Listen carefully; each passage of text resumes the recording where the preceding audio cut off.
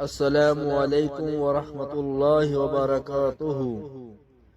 اگر آپ روزانہ کی ایک صحیح حدیث سننا چاہتے ہیں تو اس چینل کو سبسکرائب کر لیں، شکریہ۔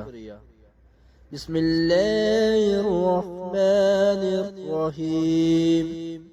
آقا کی ذات پر محبت سے درود پڑھ لیں۔ الصلاۃ والسلام علیک یا رسول اللہ وعلی آلک واصحابک یا حبیب اللہ۔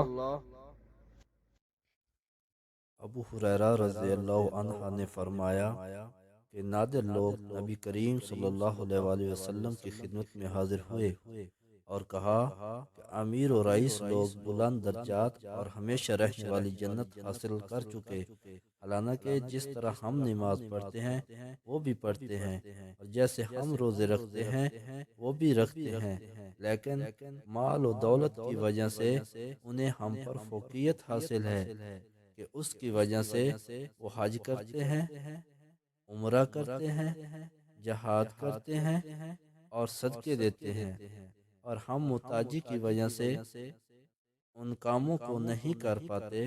اس پر آپ نے فرمایا کہ لو، میں تمہیں ایک ایسا عمل بتاتا ہوں کہ اگر تم اس کی پابندی کرو گے تو جو لوگ تم سے آگے بڑھ چکے ہیں انہیں تم پا لو گے، اور تمہارے مرتبے تک پھر کوئی نہیں پہنچ سکتا، اور تم سب سے اچھے ہو جاؤ گے سوائے ان کے جو یہی عمل شروع کر دیں۔